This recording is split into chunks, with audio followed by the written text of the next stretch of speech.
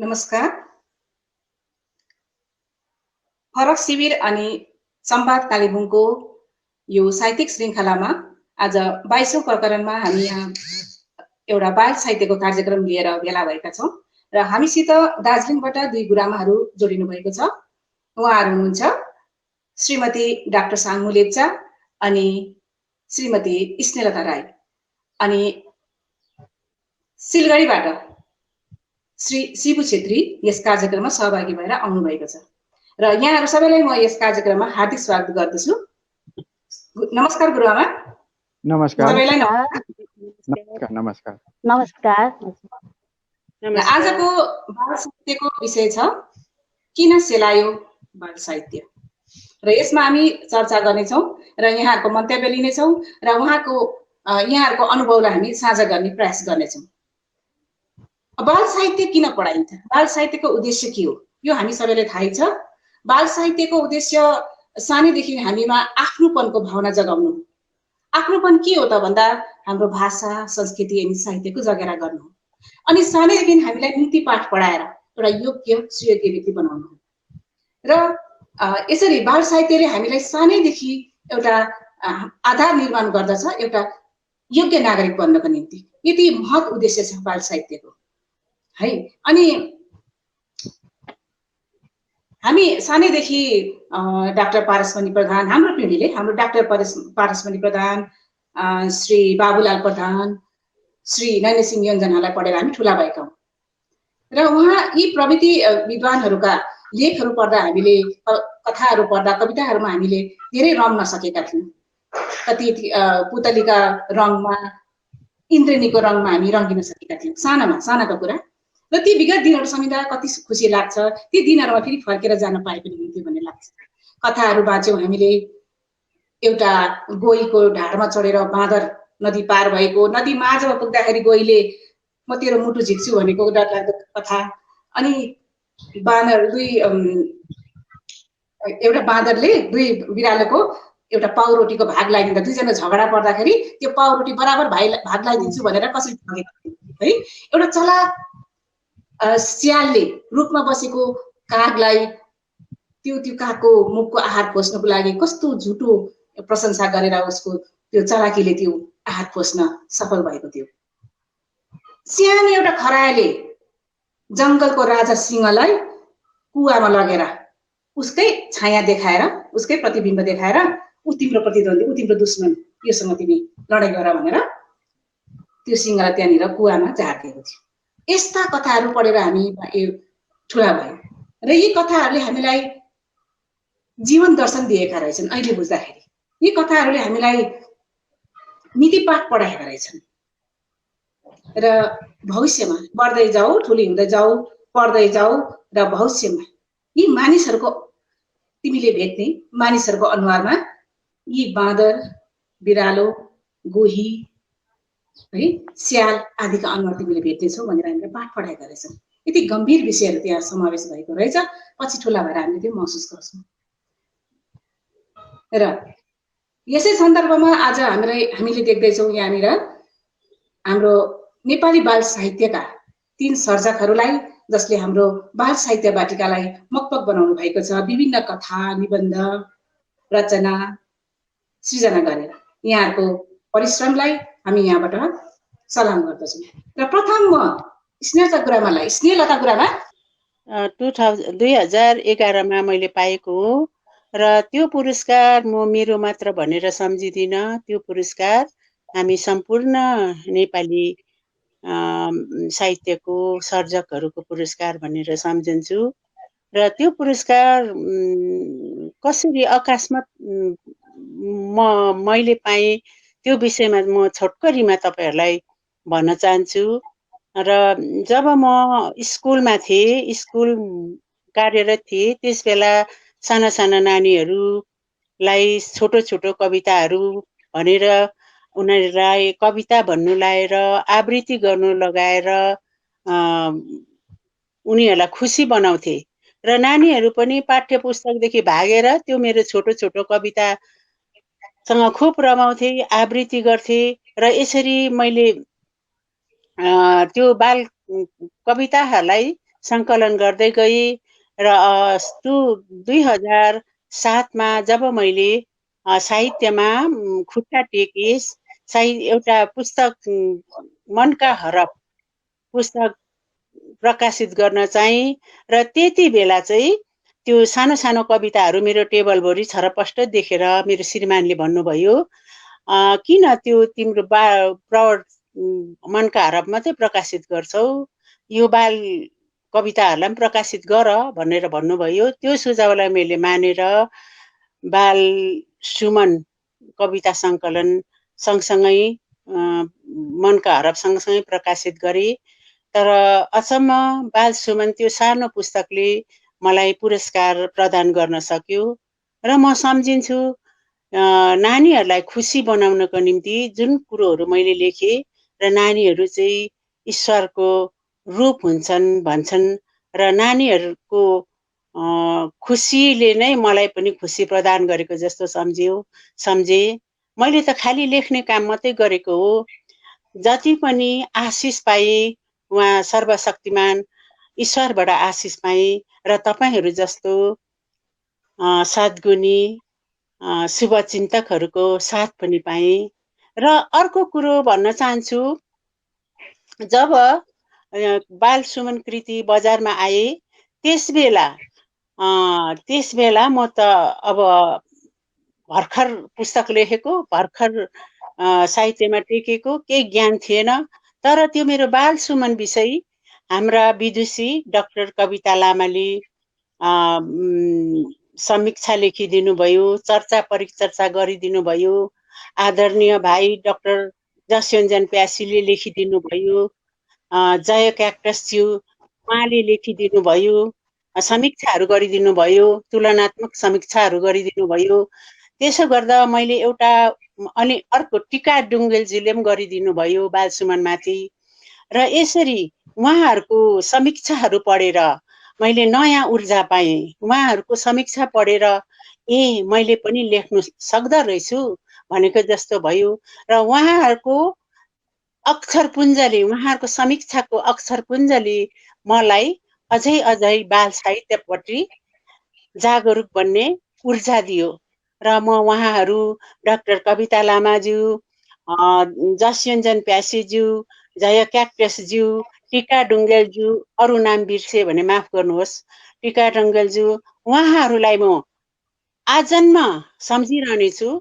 र उहाँहरूको म प्रतिको मेरो त्यो सानो बाल सुमन प्रतिको एउटा चासोलाई सधैँ म सम्झिरहनेछु, उहाँहरूप्रति सधैँ म अनुग्रहित रहनेछु। र बाल सुमन विषय अनि सुन्नुहोस् गुरुआमा, तपाईका कतिवटा कृति त्यहाँनिर अरू भाषामा अनुवाद गरियो। अकादमी पाइसकेपछि तपाईले तपाईका कृति अरू भाषामा अनुवाद भयो कि भएन, त्यो अलिकति हजुर त्यो पुस्तक त लगेर जानु भएको छ हाम्रो राणा सरहरू कसले, तर मलाई त्यसको सूचना चाहिँ ठिक दिनु भएको छैन र मैले त्यो सूचना नपाइन्जेलसम्म तपाईहरूलाई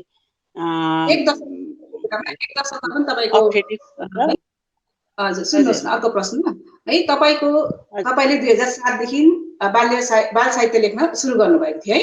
योभन्दा अघि पनि एक महिला बाल लेखिका हुनुहुन्थ्यो दार्जिलिङमै, उहाँ हुनुहुन्थ्यो स्वर्गीय खिरोदा खड्का। हजुर एकदम उहाँको सम्झना तपाईँलाई कस्तो आउँछ, अलिकति कुरा साझा गरिदिनुहोस्। हजुर, खिरोदा खड्का दिदी भारतीय नेपाली बाल साहित्यको नाउँ लिँदा खिरोदा खड्काको नाउँ म उच्च स्थानमा राख्दछु। उहाँ हाम्रो बाल साहित्यको एक सशक्त स्तम्भ थिइन्, यो म किटेर भन्न सक्छु। उहाँले 80 को दशकमा नै बाल साहित्यको सेवा सम्वर्धना गर्दै आउनु भएको थियो। यो अकाट्य सत्यलाई हामीले मानिलिनुपर्छ, स्वीकार्नु पर्दछ।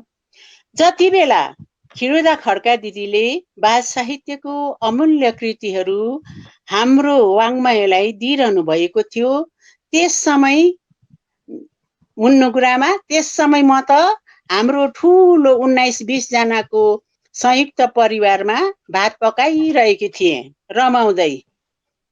हजुर। र खिरोदा खड्काज्यूले आफ्नो जीवन यात्रामा 1928 मा नै उत्कृष्ट कृति अमर आदर्श जीवनी भाग 1-2 प्रकाशित गरेर बाल पाठकहरूलाई लाभान्वित बनाइसक्नु भएको थियो। त्यसपछि 2000 मा बालकुसुम, 2002 मा बाल बाटिकाले पनि बाल साहित्यलाई धनी बनाइसक्नु भएको थियो। यो बाहेक पनि 2000 देखि बाल बगैँचा पत्रिका प्रकाशित गर्नु भएर बाल पत्रिका सम्बन्धी तपाईलाई एउटा कुरा भन्छु गुरुमा।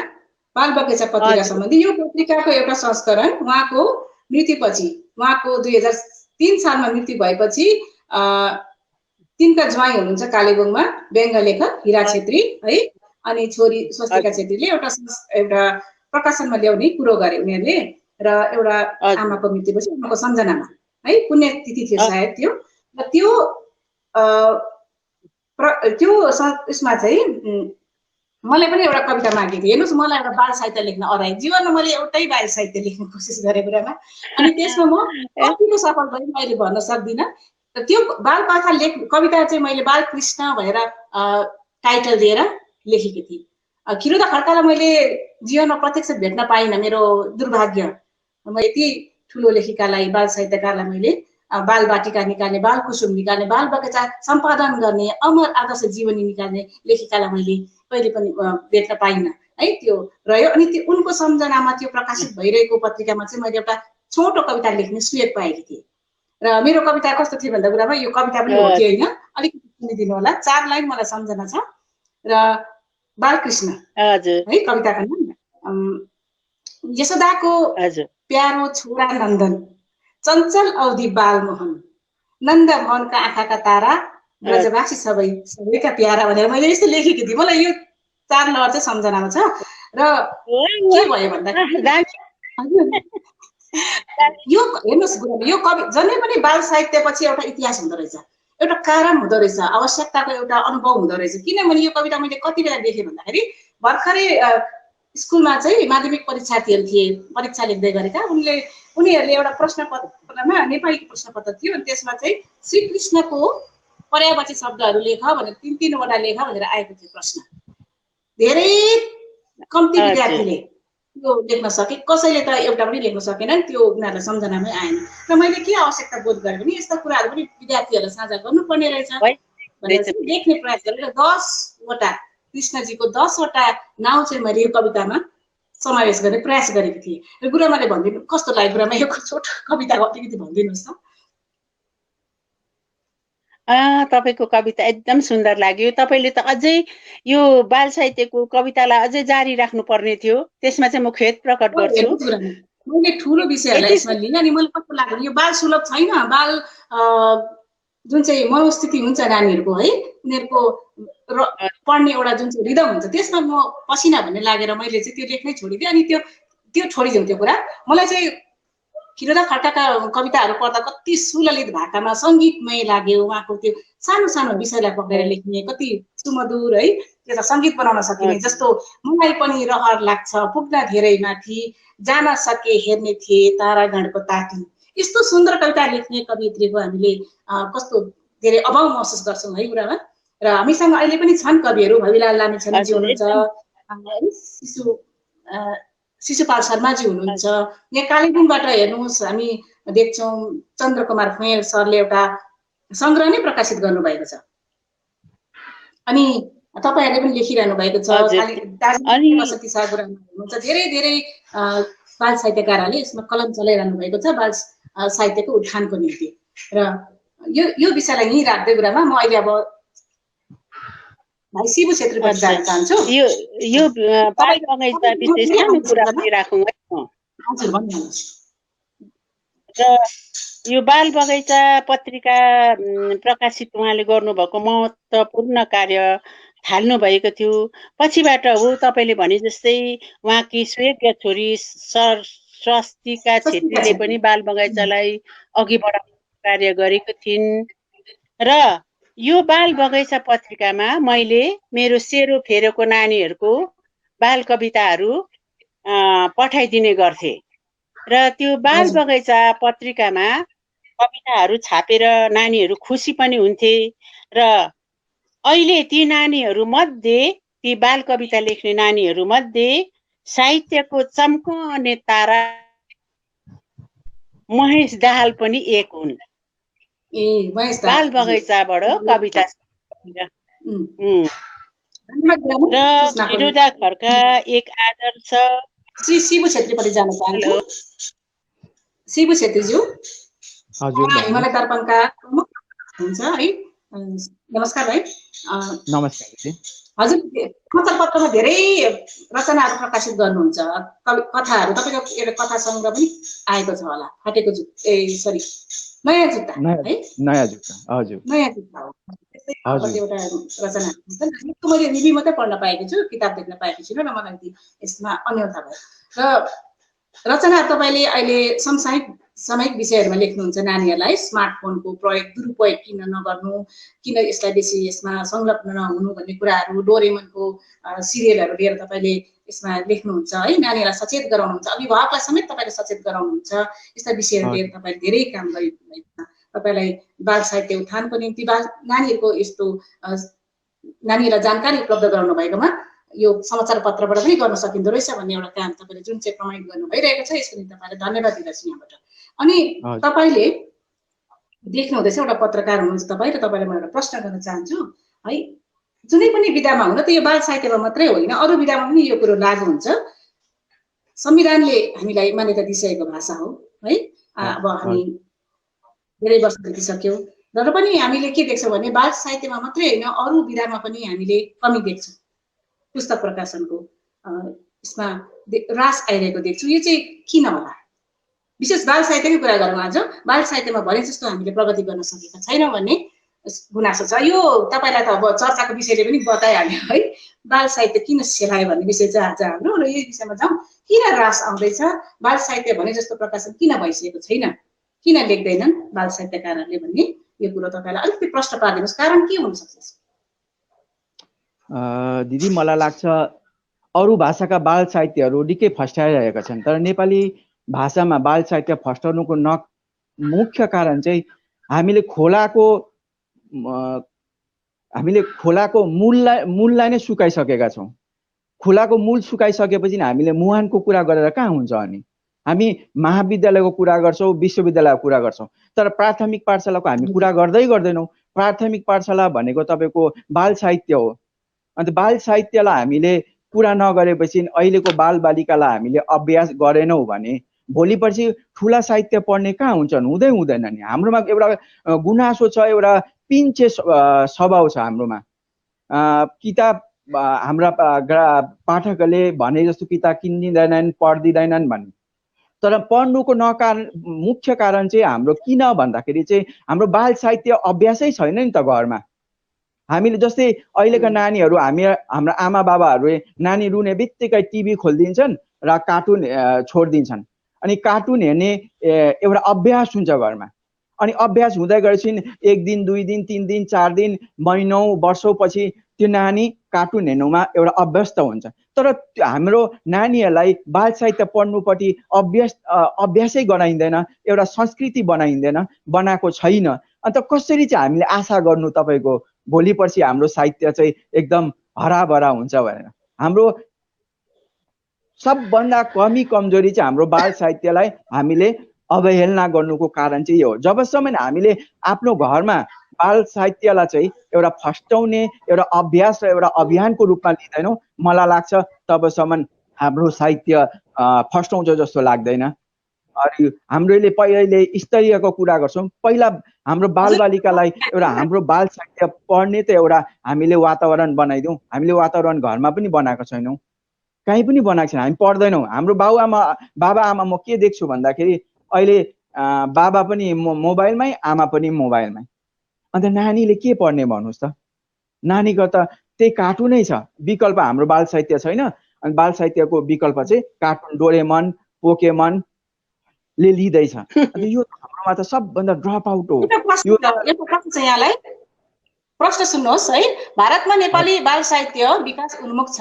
यस सन्दर्भमा वर्तमानमा हाम्रा बाल साहित्यकारहरू के कस्ता चुनौतीसित जुझिरहेका छन्, मेरो यो प्रश्न शिबु भाइलाई भनेर कविता लामाज्यूले पठाउनु भएको छ। यसको उत्तर दिइहाल्नु होला।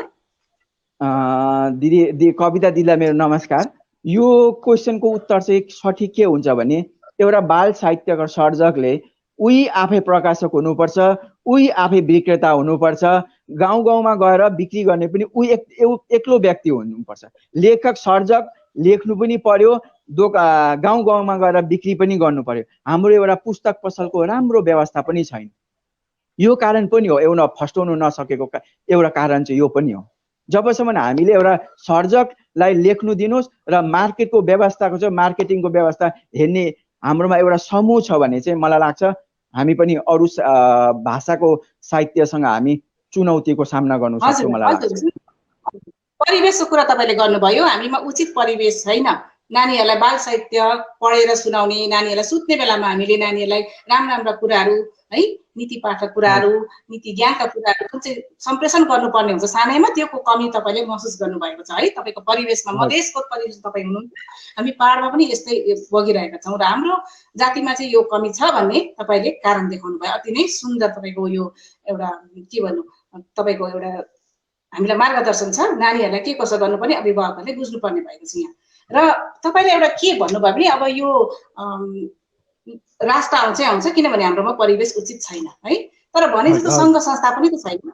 हामीमा हेर्नुहोस् युवा हात छ है, साहित्यको युवाको एउटा गुट छ, नारीको छ, नारी पुरुष दुवैको छ, विभिन्न आयोजनहरू गर्छन् सभा सङ्गोष्ठी। तर बाल साहित्य माथि नै चाहिँ कुनै कार्यशालाहरू हतपत भएको अथवा त्यो कमी अनुभव गरिएको थाहा पाएको छैन। र कर्मशालाहरू हुनुपर्ने, पुस्तक प्रदर्शनीहरू हुनुपर्ने है, बिक्री व्यवस्था तपाईँले जुन मार्केटिङको कुरा गर्नुभयो ठिक हो, यसको उचित व्यवस्थापन पनि हुनुपर्ने। तपाईँलाई कस्तो लाग्छ, यी कारणहरू पनि छन् कि सङ्घ संस्थाहरू अघि आउँदैनन् यो कार्यको यसको लागि? कस्तो लाग्छ तपाईँ? मलाई कस्तो लाग्छ भन्दाखेरि दिदी, बाल साहित्य एउटा गहन विषय हो। किनभने हामी ठुलो हुँदै गएपछि मन पनि ठुलो हुन्छ, बालपन हामीले हराउँदै जान्छौँ र बाल साहित्य लेख्नु एउटा चुनौतीपूर्ण पनि हो। जो कहिले बाल साहित्य लेख्नु सक्दैन। अन्त तपाईँले ठिकै कुरो, हाम्रोमा सङ्घ संस्था थुप्रै छन्, तर सङ्घ संस्थाले चाहिँ आफूलाई एउटा प्रचारमा ल्याउने काम मात्रै गर्छन्। तर जुन एउटा ठोस काम गर्नुपर्ने त्यो ठोस काम चाहिँ हाम्रा हाम्रा सङ्घ संस्थाहरू चुकिरहेका छन्। र यो चाहिँ अब अभ्यास एउटा स्थानीय स्तरमा तपाईँ के कुरा गर्छु भने छैनन् भनिहाल्न पनि हामी सक्दैनौँ। स्थानीय स्तरमा हाम्रो यहाँ एकजना शिबु छेत्री नै नाउँ गरेको एकजना भाइ छन्, तिनले बेला बेलामा प्रायोजकहरू लिएर है नानीहरूलाई प्रतियोगिताहरू सम्पन्न गरिरहनुहुन्छ र सङ्घ संस्थाहरू केही आफ्नै बलबुतामा पनि उभिएका छन् जसले चाहिँ बालबालिकालाई प्रगतितिर, साहित्यिक गतिविधितिर संलग्न गरिरहेका छन्। र हामीले छैन भनेर यहाँबाट किटान गर्न पनि सक्दैनौँ। र तपाईँले अब जुन चाहिँ कुरा भन्नुभयो त्यो ठिकै हो, तर दिदी यसलाई पर्याप्त त मान्नु सकिँदैन नि हामीले। जुन रूपमा हुनुपर्ने त्यो रूप छैन नि त, सन्तोषजनक काम भएको छैन, एकदम ठ्याम्मै छैन। किनभने अरू साहित्य म हेर्नुहोस्, म बङ्गाली समाजमा हुर्केको बढिएको, झडी लाग्दैछ झेल्नु होला है। कार्टुनको यो दिपा साझा बुन्छन् राईले लेख्छिन् गान्तोकबाट, कार्टुनको अप्सन नेपाली बाल साहित्यले सोही रूपमा लिन सक्ने सम्भावना कति सफल हुन सक्छ? शिबु सरलाई प्रश्न। अप्सन नेपाली बाल साहित्यले सोही रूपमा लिन सक्ने सम्भावना कति सफल हुन सक्ला? मलाई लाग्छ घरबाट सामूहिक प्रयास भयो भने मलाई लाग्छ 100मा 100% यो चुनौतीलाई हामीले लिनु सक्छौँ। यसको लागि चाहिँ घर चाहिँ मेन हो। ठुलो पाठशाला चाहिँ म मान्छु, ठुलो पाठशाला चाहिँ घर हो र घरको आमा बाबा चाहिँ सबभन्दा ठुलो गुरुबा गुरुआमा हुनुहुन्छ। उहाँले यो प्रयास गर्नुभयो भने हामी चुनौतीलाई सामना सहजै गर्न सक्छौँ। म सानो ग्रामपट्टि लाग्छु है।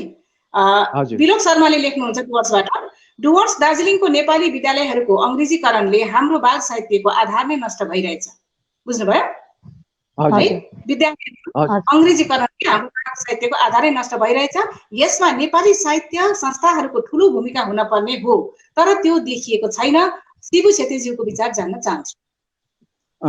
यो बिलोक भाइको प्रश्नलाई चाहिँ म अलिकति यसलाई चाहिँ अलिकति म यसरी भन्छु, जहाँ सम्भावना प्रचुर छ नेपाली अहिलेको समयमा तपाईलाई म एउटा जस्ट उदाहरण के भनौँ भने अहिले अङ्ग्रेजी भाषा पढ्नुपर्छ, नितान्त आवश्यक छ, किनभने नभए प्रतियोगितामूलक परीक्षामा हाम्रा नानीहरू अगाडि बढ्न सक्दैनन्। म एउटा बङ्गला भाषाको तुलना र नेपाली भाषाको तुलना गरेर तपाईँलाई भन्छु। बङ्गला भाषी नानीहरू पनि अहिले 100मा 80% गैर सरकारी इङ्ग्लिस स्कुलमै पढ्छन्, आइसिएससी सिबिएससी ब्याकग्राउन्ड स्कुलमै पढ्छन्। तर उहाँहरूकोमा चाहिँ एउटा के कल्चर छ भने उहाँहरूकोमा एउटा बङ्गला पढ्ने चाहिँ कल्चर अहिले पनि हावी छ। पढाउनुहुन्छ घरमा, दैनिक एउटा अखबार राखिन्छ, पेपर राखिन्छ, जो चाहिँ बङ्गलाको राखिन्छ, इङ्ग्लिस सँगसँगै बङ्गला पनि राखिन्छ। तर हाम्रो यो परिपाटी छैन। अलिकति हामी इङ्ग्लिस पढ्नु थालेपछि हामी नेपाली पत्र पत्रिका पढ्दैनौँ, इङ्ग्लिस च्यापेर हिँड्छौँ र घरमा वातावरण पनि खालि इङ्ग्लिस मात्रै हुन्छ। यो कारणले हो बिलोक भाइ, मलाई लाग्छ यो कारणले एउटा हाम्रोमा एउटा ग्याप आएको जस्तै लाग्छ मलाई। त्यसले गर्दाखेरि हाम्रो साहित्य केही पनि फस्टाउनु नसकेको कारण चाहिँ यो हो। जबसम्म हामीले आफ्नो भाषालाई माया गर्दैनौँ, जसरी हाम्रो भाषा त आमा हो, आमालाई जबसम्म हामीले उचित सम्मान उचित मर्यादा दिँदैनौँ, मलाई लाग्छ तबसम्म संसारको कुनै पनि शक्तिले हामीलाई सही बाटोमा ल्याउन सक्दैन। डाक्टर साङ्मु लेप्चा दार्जिलिङकी एक शिक्षिका हुनुहुन्छ, बन्सबेक हाई स्कुलकी प्रधान शिक्षिका हुनुहुन्छ। उहाँको जीवन धेरै व्यस्त हुन्छ, पारिवारिक जीवनमा पनि उहाँ अति नै व्यस्त भएको देखिन्छ। नाता नातिनी लिएर काम गरिरहनु भएको हुन्छ है, पुस्तक पनि लेखिरहनु भएको हुन्छ सँगसँगै। फेरि यता पाठशालाको प्रशासनिक काममा पनि त्यतिकै खटिरहनु भएको हुन्छ। एउटा व्यस्त जीवन छ, अति व्यस्त जीवन छ साङ्मु गुरुआमाको। र यसमा पनि तपाईँले अब यो जुन चाहिँ किताबहरू निकालिरहनु भएको छ नि बाल साहित्यका है, तपाईँले तिनै विधामा कलम चलाएको देखियो। तपाईँले कथा पनि लेख्नुहुन्छ, निबन्ध पनि लेख्नुहुन्छ, अनि उपन्यास पनि लेख्नुहुन्छ। तपाईँको आकाश भेली भन्ने एउटा उपन्यास मैले पढेको थिएँ। र साना साना नानीहरूलाई पनि लेखेर पनि लेख्नुहुन्छ, अलिकति ठुलाहरूको निम्ति पनि तपाईँले लेख्नुहुन्छ। र तपाईँले यी विधाहरूमा चाहिँ कुन विधालाई चाहिँ तपाईँले धेरै प्राधान्य दिनुहुन्छ अथवा इम्पोर्टेन्स दिनुहुन्छ? कुन चाहिँ सर्वप्रथम त यहाँ हेरिरहनु भएका श्रोताबिनलाई हार्दिक नमस्कार। अनि बोल्दै गर्दा जति त्रुटि हुनु जान्छ क्षमा दिनुहोला।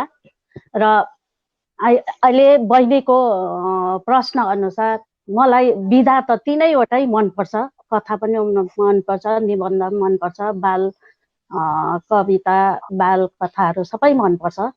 तर मलाई लेख्दै जाँदा बाल कथा कविताहरू नै कथाहरूमा नै म बेसी आकर्षित हुन्छु, किनभने मेरो स्कुलमा नानीहरू देख्छु, नानीहरूको अवस्थाहरू देख्छु, नानीहरूसँग म घुलमिल हुन्छु।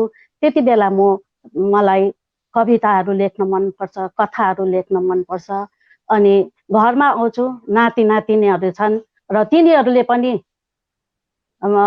कथा भन्नु लगाउँछन् र उनीहरूको विषयमा पनि मलाई कथाहरू लेख्न मनपर्छ, कविता लेख्न मनपर्छ।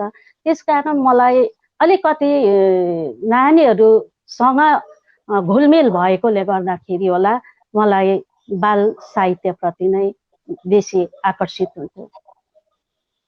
हुन्छ, तपाईँलाई कथा मनपर्छ बेसी है? हजुर। एउटा कविता सुनाइदिनुहुन्छ कि गुरुआमा बाल साहित्यको एउटा मिठो तपाईँलाई पनि एउटा कविता कुनै छ भने? कविता त छ, तर अब अहिले हतार चाहिँ के एउटा संसारमा एकछिन पसौँ, एलिस इन वन्डरल्यान्ड जस्तो है। मैले कविता मेरो मन मञ्जरीबाट एउटा कविता भन्न लागिरहेको छु। कविताको शीर्षक छ कान्छी नानी। कान्छी नानी, कान्छी नानी, आऊ बस मेरो हातमा, मिठा मिठा खाना दिउँला, आऊ न कान्छी मेरो साथमा। कान्छी नानी, खोइ तिम्रो बाबु आमा, एक्लै डुल्छौ दिनैभरि, खोइ तिम्रो खाना दाना। कान्छी नानी, राम्रो खबर ल्यायो कि, बाबा हाम्रो विदेशमा आज भोलि आउँछन् कि। कान्छी नानी, घुम्छौ तिमी फनफनी, सुखी छौ कि दुखी छौ, भन मलाई भन्नुभयो नि यो पनि मेरो विद्यालयका नानीहरूलाई देखेर मैले यो कविता लेखेको। मानवीय कोमलताले पूर्ण कविता रहेछ गुरुआमाको यो, र धेरै खुसी लाग्यो कविता पढेर। तपाईँले पढ्नुभयो हाम्रो निम्ति, धन्यवाद तपाईँलाई। र गुरुआमा तपाईँ एउटा शिक्षण हुनुहुन्छ है, हामी म जस्तै, र हामीले सरकारी विद्यालयमा के देख्दैछौँ भने पाठ्य पुस्तकहरू सबै आज भोलि हामीलाई निःशुल्क प्रदान गरिन्छ है। हामी ठुलै क्लाससम्म, क्लास 11 12 पनि हामीले आजकल पाठ्य पुस्तकहरू कतिपय, सबै होइन, र विशेष प्राथमिक स्तरमा त सबै पुस्तकहरू नै निःशुल्क बाँडिन्छ। र यसरी निःशुल्क बाँड्दाखेरि के हुन्छ भने कतिपय किताबमा हिज्जेगत भुलहरू है, व्याकरणगत अन्यलताहरू पनि त्यहाँनिर आएका हुन्छन्। किताबमा हामी आइसकेर हामीलाई प्राप्त भइसकेपछि हामी देख्छौँ त्यहाँनिर यस्तो यस्तो भएको छ। यस्तो हुँदा तपाईँले एउटा गुरुमाको मनले के भन्छ? तपाईँ एउटा साहित्यकार पनि हुनुहुन्छ, गुरुमा प्रधान शिक्षिकाको पदमा पनि बस्नुभएको छ एउटा भाग लिएर, अनि तपाईँले यस्तो पुस्तक अगाडिपट्टि आउँदाखेरि तपाईँलाई कस्तो अनुभव हुन्छ गुरुमा? त्यहाँ कतिपय भुलहरू त्रुटिहरू आएका हुन्छन् त्यति बेला? अब सरकारी स्कुल भनिन्छ, सरकारी स्कुललाई जसले पनि हेलाइ गरेको हुन्छ र पाठ्य पुस्तकदेखिको लिएर सबै कुरोमा नै हेला भइरहेको छ। हुन त आजभोलि धेरै सरकारले सहायता पनि गरिरहेका छन् होइन, निःशुल्क शिक्षाहरू दिइरहेका छन्, तर पनि पाठ्य पुस्तकहरू भने जस्तो पाठ्य पुस्तकहरू छैन र उहिले पहिलाकै विषयहरूलाई लिएर लेखिएको हुन्छ र आजभोलि धेरै कथा साहित्य लेख्नेहरू, कविता लेख्नेहरू, बाल साहित्य लेख्नेहरू छन्, तर उनीहरूको कथा कविताहरू पढेका हुँदैनन्। र विशेष गरी चाहिँ सायद मलाई लाग्छ यो पाठ्य पुस्तकहरू हाम्रो नेपाली भाषीहरूले नलेखेको जस्तै लाग्छ, किनभने भाषागत त्रुटिहरू पाउँछौँ, त्यहाँनिर शब्दहरूको चयन राम्रो नभएको कथा कविताहरू पाउँछौँ। अनि त्यो मात्र होइन, धेरै कुरोहरू जस्तो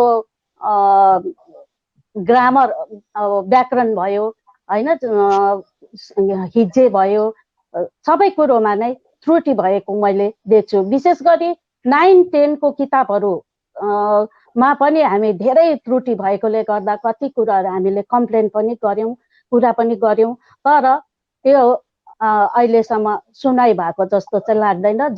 यो पालि जस्तो आयो अर्को पालि पनि त्यस्तै आइरहेको हामी पाउँछौँ। हजुरले भन्नुभयो पाठ्य पुस्तकहरू त्यति उपलब्ध छैनन् है, र के हुन्छ भने जुन चाहिँ बोर्डले हामी हजुर उपलब्ध भए पनि त्यो त्रुटिगत छन्। हजुर त्यो जुन चाहिँ हामीलाई पठाइन्छ निःशुल्क रूपमा, हजुर हजुर हजुर यी किताबहरूमा हाम्रो नियन्त्रण हुँदैन, जस्तो आयो त्यसलाई स्वीकार बाध्यता हुन्छ र त्यहाँनिर लेखकको त्यो हामीलाई थाहा हुँदैन है। अनि त्यस्तो हुँदाखेरि पनि यसमा अब कतिको चाहिँ के हुन्छ भने आय स्रोत पनि हुन्छ नि लेखेर है, कतिपय त्यसमा आम्दानी भएन भने किन त्यसमा चाहिँ नोक्सान खपिरहने, त्यस्तो पनि हुन्छ कतिको। धेरै हुनु पनि पर्छ है, आफ्नो ऊर्जाको, आफ्नो समयको, कलाको मान्यता त हुनु पर्यो। र यसमा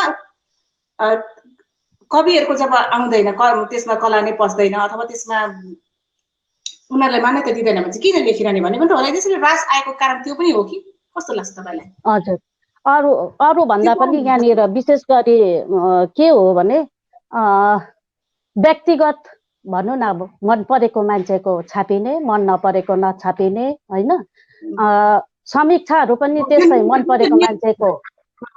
त्यही हो, हामीले चाहेको विषय त्यहाँ नहुन सक्छ है। अनि हामीले चाहेको नानीहरू त यस्तो पढ्नु, किनभने हामी चाहिँ सरकारी स्कुलमा के हुन्छ भने हामीले अर्को पुस्तक यो पनि पढ भनेर दिने हाम्रो उयो हुँदैन, क्षमता हुँदैन। जुन बोर्डले पठायो त्यही मात्रै हामीले पढाउनु पर्ने हुन्छ। अनि अरू अन्य पुस्तकहरू त्यसमा हामीले गाभ्यौँ भने हामी त अभिभावकको पनि सुन्नुपर्छ, पर्छ कि पर्दैन? तपाईँ भन्नुहोस् त, अभिभावकले पनि अन्य पुस्तक, पाठ्य पुस्तक बाहेक अरू कुनै तपाईँले सजेस्ट गर्नुभयो है, रेफरेन्सहरू दिनुभयो भने त्यो मान्य हुँदैन, हो कि होइन कुरा? अनि पाठ्य पुस्तकको जुन पठाइन्छन् प्राथमिक स्तरमा, त्यहाँ एउटा भाषा शिक्षकले यो पनि पढाउँछु भन्दा फाल्टो किताब पढाउन पाउँछ कि पाउँदैन? उनीहरूलाई त्यो अधिकार हुन्छ कि हुँदैन? पाठ्य पुस्तक पढाउँदा फाल्टो किताबहरू पनि पढ्नुपर्छ कि पर्दैन भन्ने कुरा? ए त्यो त अवश्य पढ्नै पर्छ नि। अब जस्तो अब के अरे त्यो पाठ्य पुस्तक भरिमा त कतिवटा हुन्छ र, अब चारवटा कथा, 4टा निबन्ध होला होइन, कविता 2-4वटा होला।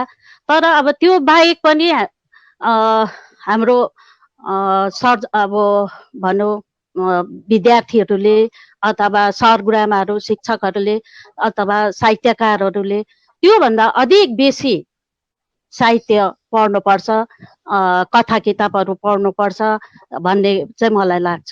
यसमा चाहिँ नानीहरूलाई प्रभाव पार्न सक्छ सचित्र पुस्तक, त्यो इलस्ट्रेसन आएको। बाल मानसिकतामा त बाललाई त जहिले पनि चित्रले फर्स्ट एट्र्याक्सन त चित्रले गर्छ नि त। चित्र रङ्गीन चित्र छ भने चाहिँ अझै राम्रो हो नानीलाई आकर्षित गर्नुको लागि। र चित्रको माध्यमबाट जति बुझाउन सकिन्छ लेखेको भन्दा चित्रले चाहिँ तपाईँले छिटो बुझाउनु, नानीको बाल मस्तिष्कमा छिटो हाल्नु सक्नुहुन्छ। मलाई लाग्छ सचित्र हुनुपर्छ नानीहरूको लागि चाहिँ, त्यो पनि कलर रङ्गीन हुनुपर्छ।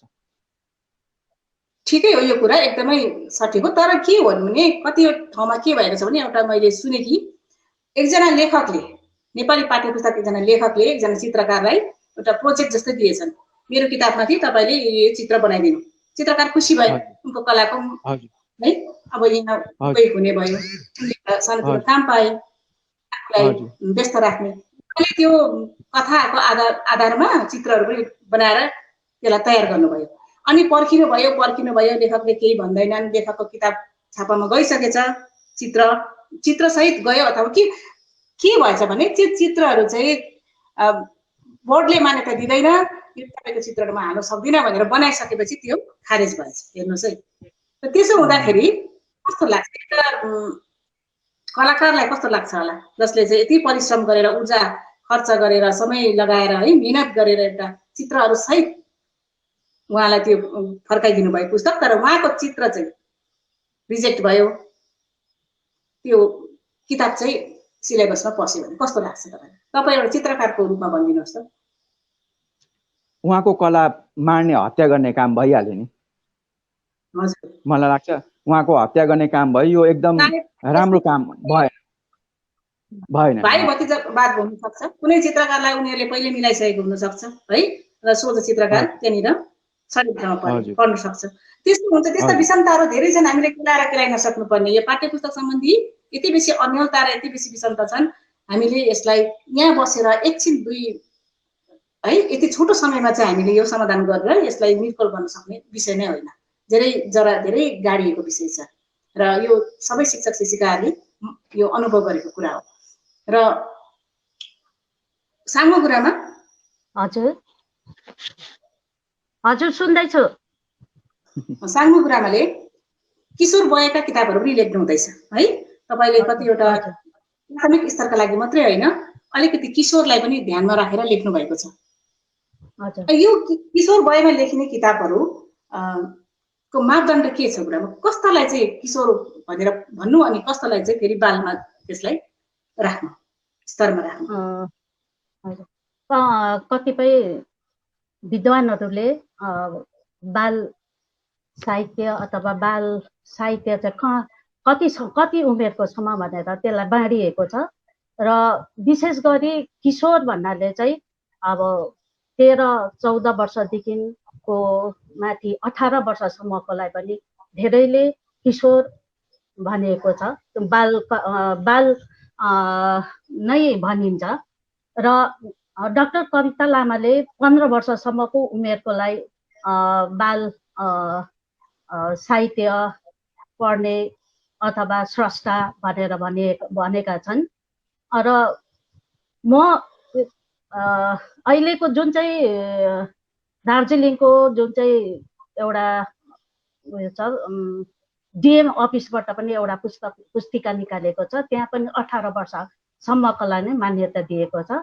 र 18 वर्षदेखिको 14 वर्षदेखिको 18 वर्षसम्म अथवा 13 वर्षदेखिको 18 वर्षसम्मको जुन चाहिँ किशोर अवस्था छ, त्यो किशोरहरूले चाहिँ अब धेरै कुरा बुझ्ने, धेरै कुराहरू अब आमा बाउसँग सेयर गर्न खोज्ने र धेरै कुराहरू आफ्नो साथीहरू पनि खोज्ने, बनाउने र अरू धेरै नयाँ कुराहरू उनीहरूले सोच्न सक्ने भएकोले गर्दाखेरि त्यही अनुसारको किशोर कथा कविता उपन्यास लेख्न सके अझै राम्रो होला भन्ने मलाई लाग्छ। स्नेहलता गुरामा सुन्नुहुँदैछ? हजुर, तपाईँले बाल साहित्य रचना गर्नुहुन्छ, बाल कविता तपाईँले लेख्नुहुन्छ है। तर यस्तो हुन्छ, एउटा सभामा मैले देखेकी छु, तपाईँले श्रोता चाहिँ बाल बालिका नपाएर ठुलाहरूलाई कविता सुनाउनु पर्ने हुन्छ जहिले पनि है। किनभने मैले अघि नै भने बाल साहित्य भनेर तोकिएर कार्यक्रमहरू हतपत हुँदैन। अनि तपाईँले श्रोताहरू चाहिँ पाउनुहुन्छ वयस्क व्यक्तिहरू, अनि तपाईँले त्यही वयस्क व्यक्तिलाई ध्यानमा राखेर कविता सुनाउनु पर्छ, लेखेर लानुपर्छ। तपाईँलाई त्यति बेला कस्तो लाग्छ, मैले मेरा श्रोताहरूमा बालबालिका किन पाइनँ भन्ने दुखेसो हुन्छ कि हुँदैन कुरा? होइन, यो प्रश्नमा चाहिँ म एउटा सकारात्मक जवाब नै दिन चाहन्छु। हाम्रो खुल्ला गोष्ठी मञ्च छ, त्यहाँ सानो नानीहरूको कविताहरू हामी खुब इन्जोय गर्न सक्छौँ र हामीले पनि त्यहाँनिर गएर बाल कविता सुनाउँदा हुन्छ। यो हाम्रो परम्परा धेरै पहिलादेखि थियो, तर अहिले लकडाउनले गर्दा यो रोकिएको छ। र म शिवु छेत्री भाइको भनाइलाई स्वीकार गर्दै, उहाँको भनाइलाई पुष्टि गर्दै भन्न चाहन्छु, वरिष्ठ साहित्यकार माधव प्रसाद घिमिरेज्यूको भनाइ पनि यहाँ उद्धृत गर्न चाहन्छु। माधव प्रसाद घिमिरेज्यूले भन्नुभएको थियो, जबसम्म साहित्यको संरक्षण सम्वर्धन हुँदैन तबसम्म भाषाको उन्नति हुँदैन। यो भनाइलाई अघि राख्दै म भन्न चाहन्छु, किन बाल साहित्यमा सुकौरो लागेको कुरो तपाईहरुको प्रश्न, र म भन्न चाहन्छु विश्वमा 17औं शताब्दीमा नै सुरुवात भएको बाल साहित्यको घडेरी आज आएर हाम्रो मुलुकमा पनि जतन, संरक्षण, सम्वर्धन हुन गइरहेछ। यसमा हामी हर्ष अनुभूत गर्न सक्छौं। निश्चय नै गान्धीजीले पनि भन्नुभएको थियो, अन्य भाषाको साहित्य अध्ययन गर्न पर्छ, तर सँगसँगै आफ्नो मातृभाषाको अध्ययन पनि अनिवार्य छ। यो कुरा हामीले एकदम याद गर्नुपर्ने कुरो हो। यसैले हामी हाम्रा नानीहरूलाई आफ्नो मातृभाषामा बाल साहित्य लेख्छौं, हैन शिवु भाइ? लेख्छौं। धेरै सर्जकहरूले लेखिरहेका पनि छन्, तर ती बाल कृतिहरू बाल पाठकहरू समक्ष पुग्छन् त? ती पुस्तकहरू पुगिरहेका छन् बाल पाठकका छेउमा? यो सोच्न पर्ने विषय छ। चेतनाको सम्पूर्ण प्रकोष्ठ खोलेर नै सोच्नु पर्ने भएको छ। अभिभावकहरू केही मात्रामा सचेत भए तापनि धेर जस्तो अचेत नै छन्। उनीहरूले बाल पुस्तक किनेर घरका नानीहरूलाई लगिदिने, पढ्ने अभ्यास गराएका हुँदैनन्। नानीहरू बाल साहित्यदेखि सीमा बाहिर नै बसिरहेका छन्, हैन शिवु भाइ? हजुर हजुर। विद्यालयहरूले आफ्नो पुस्तकालयमा बाल कृतिहरू राखिदिएमा नानीहरूले लाभान्वित हुने थिए। ती विद्यालयको पुस्तकालयबाट उनीहरूले पढ्न सक्थे। तर कुनै एउटा विद्यालयले आफ्नो पुस्तकालयमा मातृभाषाको बाल साहित्यलाई परपरै पन्छाएको तीतो अनुभव मसँग छ। सायद अन्य सर्जकहरूसँग पनि होलान्। बरु बिग बजारबाट लगेर अन्य भाषाका बाल पत्रिकाहरू पाठशालाको आफ्नो लाइब्रेरीमा सही राख्छन् र यसैमा गर्वबोध गरिरहेका पनि हुन्छ। सुन्नुहोस् है, यो कुरा एकदम सत्य हो।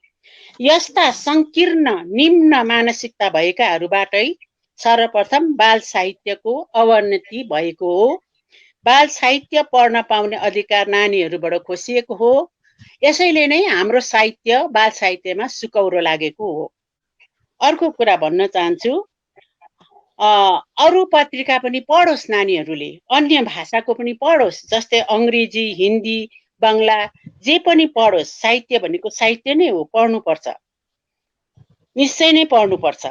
तर सर्वप्रथम हामीले हाम्रो नानीहरूलाई त मातृभाषाकै बाल साहित्यमा रम्न भिज्न दिनुपर्छ, होइन? आफ्नै आमाको भाषामा। यसरी आफ्नो बाल साहित्य पढ्दै जाँदा उनीहरूले भविष्यमा ती नानीहरूले पढ्ने अभ्यास भएपछि भविष्यमा उनीहरूले विश्व साहित्य पढ्ने ज्ञान अर्जन गर्न सक्दछन्। तर बालकमै उनीहरूले हाम्रो बाल साहित्य पढ्न पाएन भने उनीहरू कस्ता मानिस हुन्छन्? साहित्य नै मन नपराउने मानिस हुन्छन्। अनि कसरी हाम्रो जातिको उन्नति हुने? हैन ग्रामा, म त्यस्तो मलाई मेरो मनलाई त्यस्तो लाग्छ। ठिक कुरा हो। जुन बाल साहित्यमा मैले पहिल्यै भने आफ्नोपनको आभास गर्छौँ हामी, त्यो आभास नै हामीले गुमायो भने पछि गएर हामी एउटा नेपालीपन गुमाउँछौँ, आफ्नोपन गुमाउँछौँ अनि हामी हावामा उड्ने एउटा। हजुर के भन्नु त? त्यो अब तपाईँले एउटा कविता सुनाउनुहुन्छ कि बाल कविता? बाल कविता अच्छा। अधिकार खोज्दैछु। दया होइन मैले अधिकार खोज्दैछु, म हुँ निर्दोष बालक, बाल अधिकार नै खोज्दैछु। दया होइन मैले अधिकार खोज्दैछु, म हुँ निर्दोष बालक, बाल अधिकार नै खोज्दछु। चाँप गुराँस जस्तै भएर फुल्न मैले पाऊँ, डाँफे मुलाल जस्तै भएर मैले नाच्न पाऊँ, खोला नाला जस्तै बहेर सागर पुग्न पाऊँ, पिञ्जराभित्र बाँच्न होइन खुल्ला आकाशमा सुरक्षा पाऊँ। छोटो कविता। धेरै राम्रो कविता। र निर्देशिका बहिनीले एउटा अहिले लेख्नु हुँदै थियो, नयाँ सर्जकहरूको पनि कृतिहरू विभिन्न त्रुटि, हेर्नुहोस् है, निर्देशिका तामाङले लेख्नु हुँदैछ, विभिन्न त्रुटिहरू भए तापनि सरकारी प्राथमिक पाठशालाहरूमा पुरानै पाठ्यक्रमका पुस्तकहरू पढाइने गरिन्छ। त्यसको सट्टामा नयाँ बाल साहित्य सर्जकहरूका रचनाहरूलाई पाठ्य पुस्तकमा समावेश गर्न पहल गर्न सकिन्न भनेर उहाँको प्रश्न छ। गुरुआमा सेवानिवृत्त भइसक्नु भएको छ बहिनी, र यहाँ उहाँले यो अहिले किताबहरू पढाइँदैछन् भन्ने कुरा उहाँले थाहा नहुन सक्छ, र यो प्रश्न म साङ्मु गुरुआमालाई राख्छु। गुरुआमा, साङ्मु गुरुआमा, नयाँ सर्जकको कृतिहरू पर्छ भन्ने कुरा हजुर, त्यो त अवश्य हामीलाई पनि मनमा लागेकै कुरो हो भन्नुभयो। निर्देशिका बहिनीलाई धेरै धेरै धन्यवाद। र हुन त हामी पनि पहिला अब धेरै बाल गीतहरू, बाल कथाहरू पढेर हुर्क्यौँ बढ्यौँ होइन। अब त्यो जमानाको कथा कविताहरू पढाएर अहिलेको नानीहरू जुन अब अहिले कम्प्युटर युग छ, के अरे इलेक्ट्रोनिक गुड्सहरूको उनीहरूलाई ज्ञान छ, र अब त्यो पहिलाकै मात्रै दोहोऱ्याइ बस्यो भने त हाम्रो भावी पिँढीहरू अझै त्यही हामी जस्तै भएर बस्छ होला जस्तो लाग्छ। र अवश्य यो नयाँ बाल साहित्यकारहरूको राम्रा राम्रा कविताहरू छन्, कथाहरू छन्, तिनीहरूलाई समावेश गरेर छानेर चुनेर राम्रो पाठ्यक्रममा हाल्न सके यो त सुन्न सुगन्ध होला जस्तो लाग्छ मलाई। युग सुहाउँदा कविताहरू पनि समावेश गर्न सकिन्छ कि गुरुआमा? सकिन्छ नि। युग सुहाउँदो हुनु पर्यो, समय परिवेश होइन। युग सुहाउँदो भन्नुको मतलब चाहिँ अहिले हामी जुन वर्तमानमा बाँचिरहेको छौँ त्यही विषयलाई नै नानीहरू समक्ष राख्न सक्यो भने नानीहरूले पनि यो त हो रहेछ है भन्ने उनीहरूले बुझ्छ। र पहिलाको जमानाको कथाहरू कविताहरू पढाएर उनीहरूलाई त्यो एउटा परिकथाहरू जस्तो मात्रै हुन जान्छ होला जस्तो लाग्छ मलाई। नानीहरू भनेपछि अब प्राथमिक पाठशाला भनेको चाहिँ एउटा घडेरी हो, बाल साहित्य बाल स्रष्टाहरूको घडेरी हो। जो घडेरी चाहिँ दरिलो हुनु पर्यो। अब दरिलै छैन भने त्यो घर कसरी बनिने? रङ लगाएर चमक दमक बनाएर 2-3 वर्षमा ढल्यो भने त त्यो त घडेरी राम्रो घडेरी भएन। त्यस्तै प्रकारले अहिले हामी यो साहित्य फल्नाको साहित्य, फल्ना कथा, फल्ना कविता भनेर हामी नाक घोक्राउँछौँ, तर बाल साहित्य प्रतिको हेला होचो, फल्ना बाल साहित्य लेख्ने त हो, बाल कविता त लेख्ने हो, हामीलाई गन्ती हुँदैन बाल साहित्य लेख्नेहरूको। र यस्तो माहौलमा हाम्रो विद्यार्थीहरूलाई पनि यो कुरोहरू चाहिँ जनाउनु सक्नु पर्यो कि बाल साहित्य भन्ने कुरो चाहिँ के हो, यो चाहिँ एउटा दरिलो घडेरी हो भनेर बुझाउनु सक्नु पर्यो। हजुर, बलियो आधार हो बाल साहित्य हाम्रो निम्ति र हाम्रो आफ्नोपन जोगाउनुको निम्ति भनेर गुरुआमाले यहाँ भन्नुभयो, र यो एकदमै उचित कुरा हो। यहाँ बिन्द्या गुरुआमाको एउटा प्रश्न आएको थियो, त्यसलाई लिन चाहन्छु। हजुर, हामीले विविध समस्याहरूलाई यहाँले निकाल्यौँ, अब हामी अलिकति निवारणपट्टि पनि जाउँ है। अनि यसमा जति पनि प्रश्नहरू उठे ती सबैको समाधान सम्भव छ कि छैन? शिवजीलाई यो प्रश्न। सबै समस्या हेर्नु, संसारमा कुनै पनि यस्तो समस्या छैन जसको समाधान छैन, सबैको समाधान छ। तर क्रमिक रूपले हेरेर समाधान गर्नुपर्छ। मलाई लाग्छ सबैको समस्याको समाधान छ। सबै समस्याको समाधान छ भनेर हामीले सकारात्मक रूपमा लिएर चाहिँ बाल साहित्यको हामी लाग्नु पर्यो र विभिन्न चिन्तन मनन गर्नु पर्यो। चिन्तन मनन गर्नु पर्यो कुन समस्याको समाधान अहिले तत्कालै छ, त्यसलाई हेरेर गर्नु सक्यो भने मलाई लाग्छ सबै कुराको समस्याको समाधान छ। यो संसारमा कुनै पनि समस्या यस्तो छैन जसको समाधान नहोस्। छ विभिन्न सुझावहरू आए साङ्गो है, स्नेहता गुरुमाकोबाट पनि आए, धेरै सुझावहरू आएका छन्। अब यसमा हामीले विचार विनिमय गरेर यसपट्टि हामीले लागि पर्नुपर्ने हो। अनि यसको उत्तरदायित्व कसको हो त? साङ्गो गुरुमा। अब यसको उत्तरदायित्व चाहिँ सर गुरुमाहरूको मात्रै हो कि व्यक्ति विशेष अरू पनि छन्? यो बाल साहित्य फस्टाउनु, विकास हुनुमा एउटा मलाई भन्नु मन लागेको कुरो हो, डाक्टर कविता लामाले त्रिकोणीय बनाएर, एउटा त्रिकोण बनाएर एउटा चित्रसहित उहाँले विश्लेषण गर्नुभएको छ, जहाँ चाहिँ विद्यार्थी बिचमा विद्यार्थी पाठक, कोणमा चाहिँ अभिभावक, के अरे बाल साहित्यकार अथवा के भनिन्छ भने शिक्षक, र यो तीनैवटा मिलेर बाल पाठकलाई चाहिँ अगाडि बढाउन सक्नु पर्यो। मेन घरको परिवेश राम्रो बनाउनु पर्यो, वातावरण राम्रो बनाउनु पर्यो। दिनरात झगडा गर्ने, घरमा कुटाकुट गर्ने आमा बाउ त्यस्तो छ भने नानीहरूले कहाँ बाल विकास हुने हो र त्यसरी नै स्कुलको परिवेश पनि नानीहरू आउँ हुने, नानीहरूलाई राम्रो वातावरण बनाउने परिवेश बनाउनु सक्नु पर्यो। त्यसरी नै साहित्यकार साहित्यकारहरूले पनि नारीहरूले बुझ्ने, नानीहरूको स्तर अनुसारको 6 वर्षको नानीलाई 12 वर्षको कथा सुनाएर भएन, यस प्रकारको कुरोहरू लेख्न सके।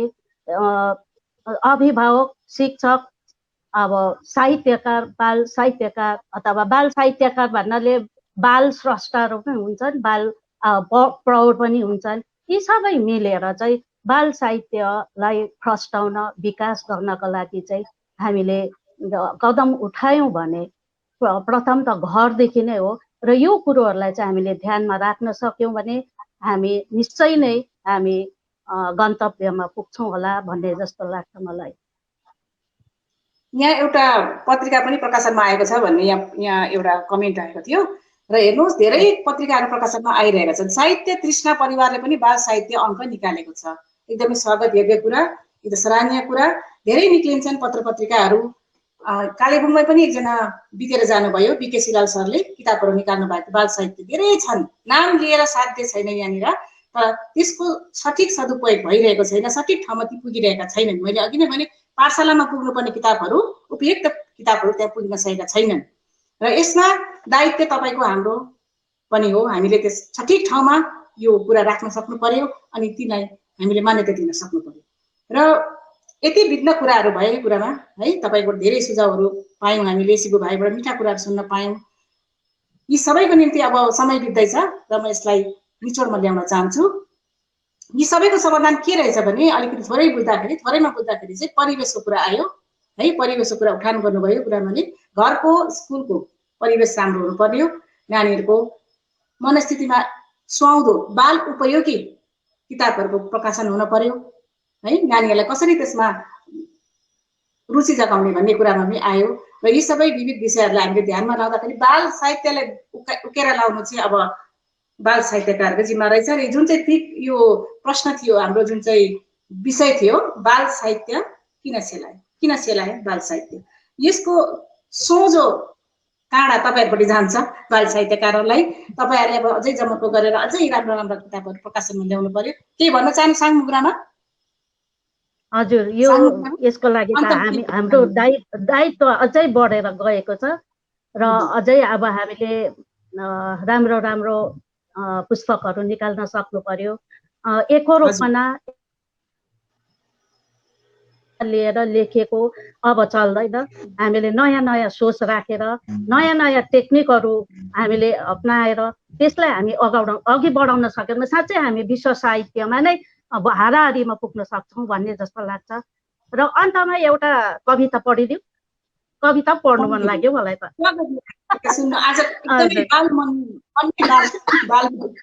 हजुर, म एकदमै सानो नानी जस्तो भइरहेको छु, खुसी लागिरहेछ हजुरहरूलाई देख्न पाउँदा। अनि मेरो कविताको शीर्षक छ मैले गर्नुपर्ने के। आमा, मैले काम गर्न नपाउने रे, बाल श्रम रोकथाम गर्ने रे, भयो आज दोकानमा रेट, मेरो काम भयो शेष। हे सरकार, मैले गर्नुपर्ने के। मेरो कथा सुनेको र देखेको छौ सरकार। आमा, तिमी थलिएको वर्ष दिन भयो, बाबा आन्दोलनमा हराए रे, आफन्त भन्ने कोही छैनन्, भएका सबै मुख फेर्छन्, चाडबाड आयो भन्छन्, औषधि र चामल किन्न फुटे कौडी छैन सरकार। हे सरकार, मैले गर्नुपर्ने के। आमा, मेरो पढ्ने उमेर हो यो, सुकिलो लुगा लगाई खेल्ने कुद्ने उमेर हो यो, खुसीले मेरो हात खुट्टा पटपट फुटाएको कहाँ हो र, मालिकको गाली र कुटाई कसलाई खान मन पर्छ र, त्यसैले हे सरकार, बाल श्रम रोक्छौ भने बाल श्रम रोकेर मात्र हुन्न सरकार, पेटको ज्वाला र तन ढाक्न म अब के सडकको पेटीमा आउनु। ओछ्यान परेकी आमालाई मैले खुवाउनु के। हे सरकार, मैले अब तिमी नै भन, हे सरकार, मैले अब गर्नुपर्ने के। धन्यवाद। परिवारको उठाएको एउटा बालकको एउटा मर्मस्पर्शी कविता रहेछ गुरुआमा, त्यसको निम्ति धेरै धेरै धन्यवाद तपाईँलाई। अनि स्नेहलता गुरुआमालाई एउटा कुरा छोडिएछ, उहाँले एउटा किशोर उपन्यास पनि लेख्नु भएको छ मनु भन्ने, र यसमा तपाईँले जुन चाहिँ कुरा उठाउनु भयो अहिले है, समस्याहरू, घरको समस्या, घरायसी समस्याहरू, त्यसरी नै एउटा घरकी आमा चाहिँ बाहिरिँदाखेरि, घरकी आमा विदेश लाग्दाखेरि त्यो घरमा आमाको अभाव छोरीले भोग्नु परेको र छोरीको मनोदशामा बिस्तारै त्यसले आक्रमण गर्दै लगेर छोरीलाई चाहिँ पछि हस्पिटल लानु परेको, मनोचिकित्सकमा लानु परेको, मेन्टल हस्पिटल लानु परेको कहानी छ। एकदमै मर्मस्पर्शी कहानी उहाँले लेख्नु भएको छ। यी सबै सामाजिक जडताहरूलाई लिएर पारिवारिक जुन चाहिँ विषमताहरू छन् हामीसँग है, घरमा एउटा पूर्ण परिवार हुनु कतिको आवश्यक छ। परिवेशको कुरा आयो अघि, हामीले परिवेश सबैभन्दा ठुलो कुरो रहेछ र अभिभावकको महत्त्व, उपस्थिति परिवारमा कतिको छ त्यो चाहिँ हामीले बुझ्नुपर्ने कुरा रहेछ भने हामीले यहाँ कृतिहरूबाट बुझ्छौँ, तपाईँहरूका यी मिठा कुराहरूबाट बुझ्यौँ र यसको निम्ति गुरुआमाहरू सबैलाई धेरै धन्यवाद। शिवु भाइलाई मलाई के लाग्दैछ भने उहाँले कविता लेख्नुहुन्न है, उहाँलाई आज गुरुआमाहरूको कविता सुनेर मैले पनि लेखेको। शिवुलाई कस्तो लाग्दैछ? म त आफूलाई होइन दिदी, म त आफूलाई साहित्यकार मान्दिनँ, म एउटा चोखो पत्रकार मात्रै हो। त्यसै कारण मलाई तपाईँहरूको सुन्नु मजा लाग्यो। कविता त मेरो बसको बात पनि होइन, म पत्रकार मान्छे मात्रै हो। म आफूलाई साहित्यकार पनि ठान्दिनँ, म शुद्ध पत्रकार मात्रै हो र पत्रकार भएन जिउन चाहन्छु म। त्यही हामी आफ्नो ठुलो वयस्क व्यक्ति त्यो कवितामा हाबी भयौँ कि भन्ने डरले नै हामी नलेख्दो रहेछौँ नि त। ममा त्यो अनुभव भयो र अब तर्क पनि लेखेर चाहिँ त्यसलाई किशोरमय साहित्य राख्दा हुने रहेछ नि। यसमा एउटा सकारात्मक एउटा आशा लाग्यो क्या मलाई, त्यो किशोरमय साहित्य पनि हुँदो रहेछ र यसलाई चाहिँ श्रेणीकरण गरेर हामीले छुटाउन सक्ने रहेछ भन्ने तपाईँले पनि त्यसमा गर्नु सक्नुहुन्छ। शिवु भाइलाई कस्तो लाग्छ? होइन कविता होइन, सबैले सबै कुरा गर्नु पनि हुँदैन र सबैले सबै कुरा गर्नु सक्दैनन् पनि। मेरो जुन विशेषता छ त्यो विशेषतालाई मैले मान्नु हुँदैन, तपाईँको जुन विशेषता छ त्यसलाई तपाईँले मान्नु हुँदैन। मलाई लाग्छ तपाईँको विशेषता अर्कोमा छ भने त्यसलाई नै बेसी जोड गर्नु भयो भने मलाई लाग्छ तपाईँ त्यसमा विशेषज्ञ हुनुहुन्छ, स्पेसलिस्ट हुनुहुन्छ, मलाई चाहिँ त्यस्तो लाग्छ। समय सकियो र यो मिठा मिठा कुरालाई अन्त्य गर्दै लोभ लाग्दैछ कतिको अझै कुरा सुन्नु, तर पनि हामीलाई समयले साथ दिएको छैन र अब हामी यो अन्त्य गर्न लागिरहेका छौँ र यो चर्चा बाल साहित्य किन सेलायो भन्ने विषयलाई म यही अन्त्य गर्न चाहन्छु। गुरुआमालाई धेरै धेरै धन्यवाद, शिवु भाइलाई जोडिनु भएकोमा धेरै धेरै धन्यवाद दिँदै कार्यक्रमको अन्त्य यहाँबाट हुन्छ। धन्यवाद।